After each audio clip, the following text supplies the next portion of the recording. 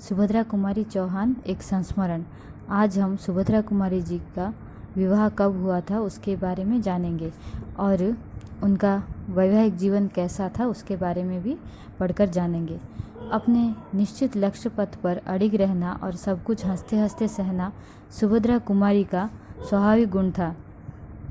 क्राफ्टवर्थ girls college में जब वे 8वीं कक्षा की छात्रा थी तभी उनका विवाह हुआ और उन्होंने पतिगृह के लिए प्रस्थान किया।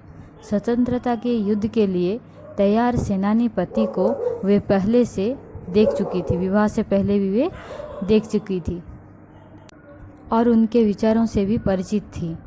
उनसे यह छिपा नहीं था कि नववधू के रूप में उनका जो प्राप्य है उसे देने का न पति को अवकाश है न लेने का उन्हें।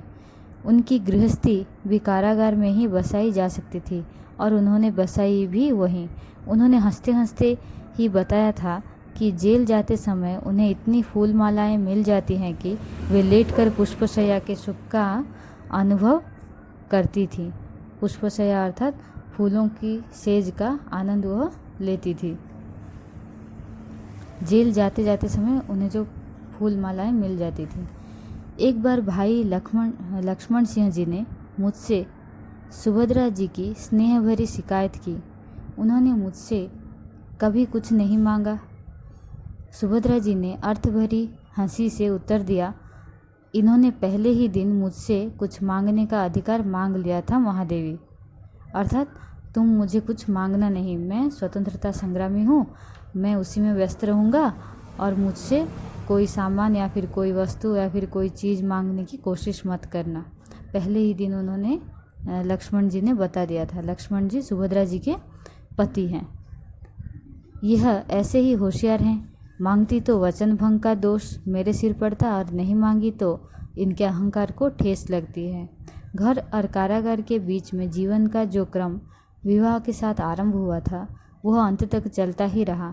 छोटे बच्चों को जेल के भीतर और बड़ों को बाहर रखकर वे अपने मन में कैसे संयम रख पाती थी, यह सोचकर विस्मय होता है। कारागार में जो संपन्न परिवारों की सत्याग्रही माताएं थीं, उनके बच्चों के लिए बाहर से ना जाने कितना मेवा मिष्ठान आता रहता था। अर्थात जो अच्छे घर की सत्याग्रही महिलाएं थीं उनके लिए वो अच्छे मिष्ठान, अच्छा खाना सब कुछ आता था। लेकिन सुभद्रा जी एक संग्रामी की तरह अर्थात सब कुछ होते हुए भी एक गरीब की तरह ही उस जेल में रह रही थी।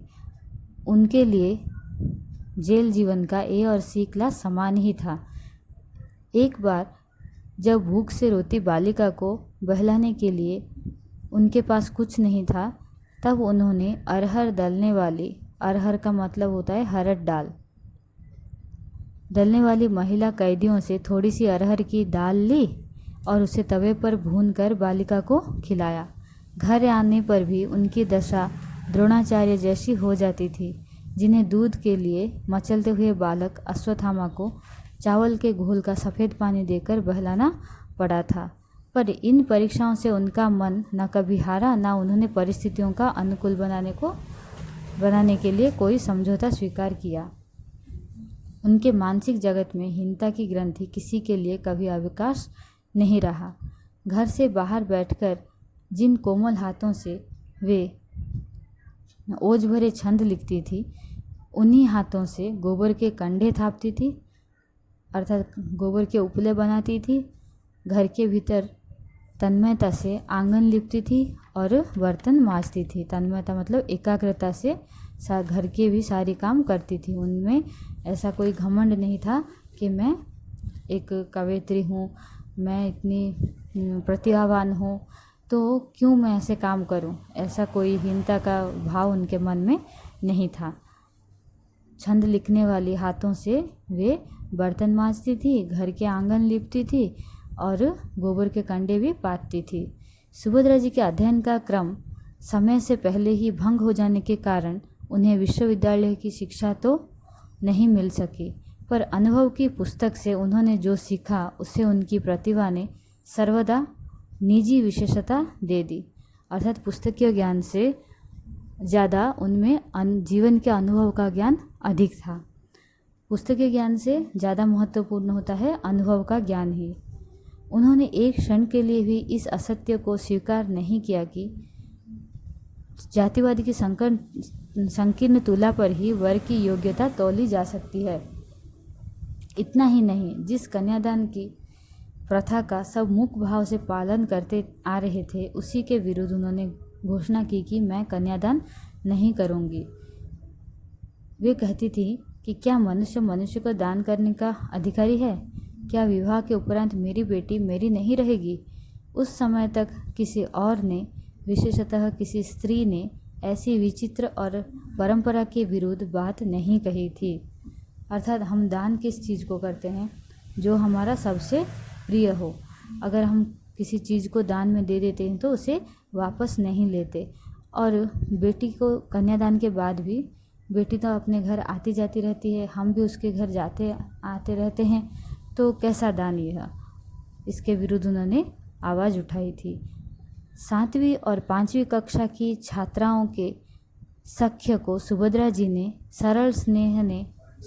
के सरल स्नेह ने ऐसी अमिट लक्ष्मण रेखा से घेर कर सुरक्षित रखा कि समय उस पर कोई रेखा नहीं खींच सकी। अच्छा, तो सुभद्रा जी की और महादेवी जी की दोस्ती कब हुई थी, मित्रता कब हुई थी? जब वे दोनों 7वीं और 5वीं कक्षा में थी। सुभद्रा जी 7वीं और महादेवी जी 5वीं कक्षा में थी, तब उन दोनों की मित्रता हुई थी। तो सुभद्रा जी के सरल स्नेह भाव ने कभी ना मिटने वाली लक्ष्मण रेखा का, दोस्ती का जो लक्ष्मण रेखा होता है, ऐसा घेरा बनाया कि वह समय के साथ कभी नहीं बदली। अर्थात इसमें मुख्य विशेषता है स्नेहपूर्ण स्वभाव। वही सुभद्रा जी की खासियत है। उन्होंने अपने स्नेह भाव का ऐसा ना मिटने वाला लक्ष्मण रेखा खींचा कि उनकी मित्रता हर समय के लिए सुरक्षित रह गई। समय के साथ वह मित्रता कभी नहीं बदली। लड़कों को बोलते हैं छात्र और लड़कियों को बोलते हैं छात्रा। अपने भाई बहनों में मैं सबसे बड़ी होने के कारण अनायास ही सबकी देखरेख और चिंता की अधिकारिणी बन गई थी। यह महादेवी जी के बारे में बताया गया है। महादेवी जी भाई बहनों में सबसे बड़ी थी, इसलिए अपने छोटे भाई बहनों की देखरेख और चिंता की अधिकारिणी बन गई थी। परिवार में जो मुझसे बड़े थे, उन्होंने भी मुझे ब्रह्मसूत्र की, मतलब हमेशा पढ़ाई में आंखें गड़ाए देख अपने चिंता की सीमा से बाहर समझ लिया था। पर केवल सुभद्रा पर ना मेरी मोटी पोथियों का प्रभाव पड़ा, ना मेरी समझदारी का। अपने व्यक्तिगत संबंधों में हम कभी कौतूहल बाल स्वभाव से मुक्त नहीं हो सके। सुभद्रा जी के मेरे घर आने पर भक्तिन तक मुझ पर रौब जमाने लगती। क्लास में पहुंचकर वह आगमन की सूचना इतने ऊंचे स्वर में इस